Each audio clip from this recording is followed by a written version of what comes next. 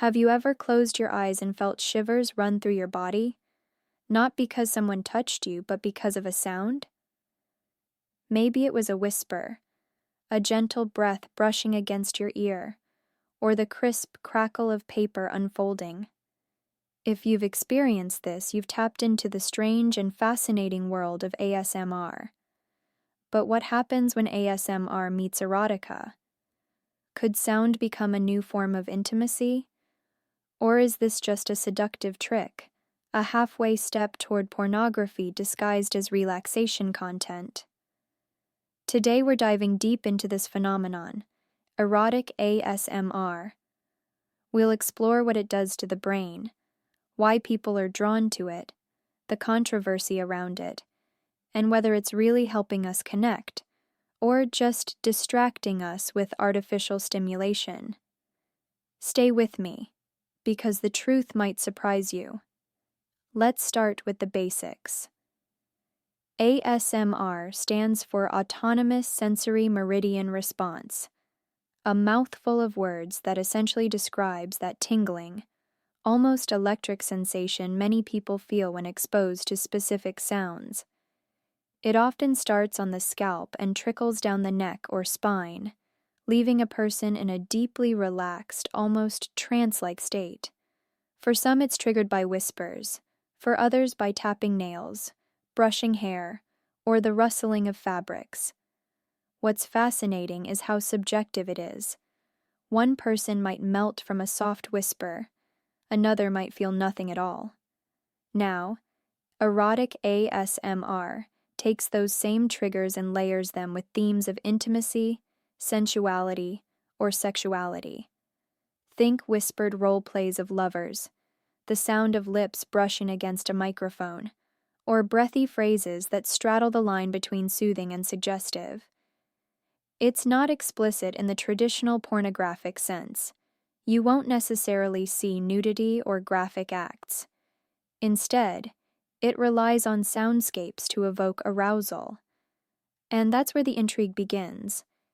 Is this just another branch of ASMR for relaxation? Or is it a subtle shift toward sexual content that bypasses the usual censorship walls? What makes erotic ASMR so captivating is the brain's response to sound. Neuroscience tells us that sound bypasses rational thinking much faster than visual input. It can stir memories, ignite emotions, and provoke physical reactions almost instantly. A song can make you cry.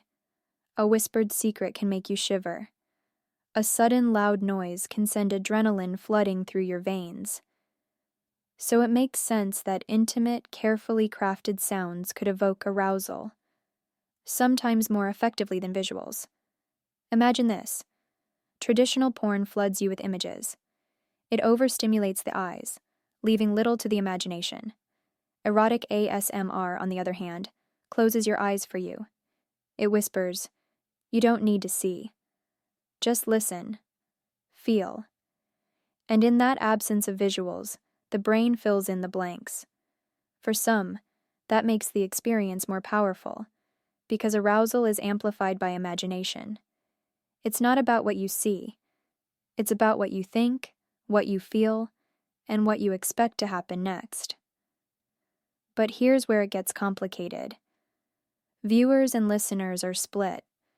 Some people describe erotic ASMR as liberating, intimate, and even therapeutic.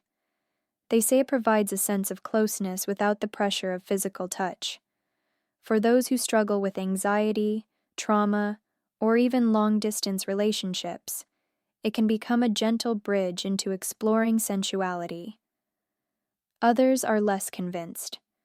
Critics argue that it's essentially pornography with better marketing, hiding behind the cozy language of relaxation while delivering sexual stimulation in disguise. And the reactions online? Mixed, passionate, and often polarizing. Some channels experimenting with erotic ASMR see explosive growth in followers, but also backlash. Comments range from, "This helped me reconnect with my body in a safe way," to, "This is just soft porn pretending to be art."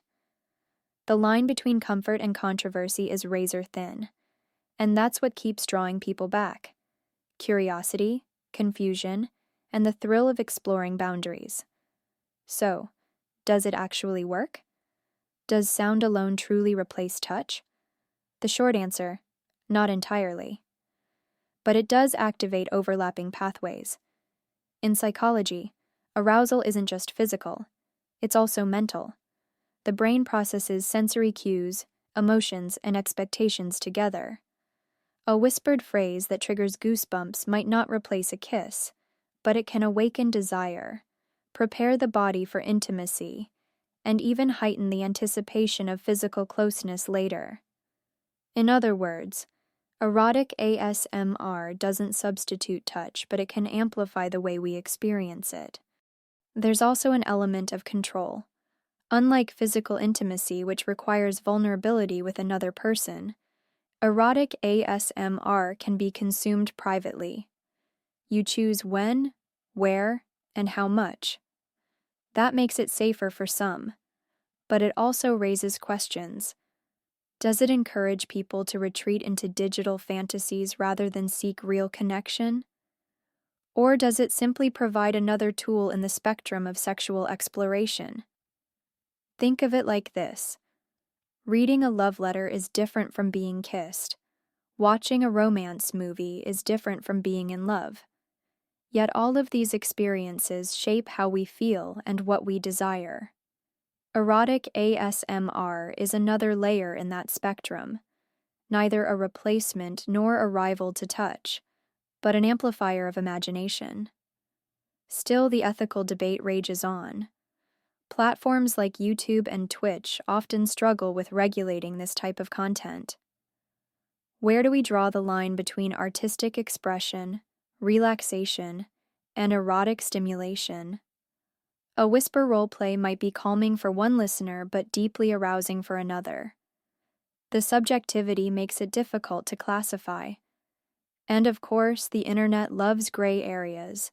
It's in these blurred spaces that trends thrive. From a cultural standpoint, erotic ASMR also reflects a shift in how we approach intimacy.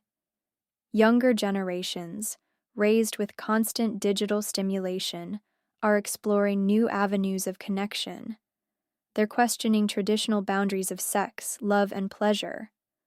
Sound-based arousal challenges the dominance of visual pornography and points toward a more sensory diverse landscape of erotic content. But there's a cautionary note. When stimulation becomes too easy, too accessible, it risks flattening the depth of real intimacy. If you can achieve a rush of arousal through headphones in seconds, does that reduce the patience and vulnerability needed to build closeness with a partner? Or could it be harnessed as a way to enhance real relationships, to add layers of sound play into intimacy? In fact, some couples are experimenting with this very idea. Whispered messages, recorded voice notes, or playful soundscapes can spice up long-distance relationships. It's a way of saying, "I'm here, I'm close, even if you can't feel me." Erotic ASMR techniques are sneaking into real-world intimacy, offering creative possibilities beyond the headphones. So where do we stand? Is erotic ASMR the future of intimacy, or just a passing trend? The truth may be both. For some, it will always remain a curiosity, a fun experiment they try once and then move on from. For others, it could become a deeply personal ritual, a private corner of their sensual lives that feels safe, imaginative, and liberating. What we can't deny is its growing impact. Erotic ASMR forces us to confront our assumptions about arousal. It reminds us that sexuality isn't limited to the body.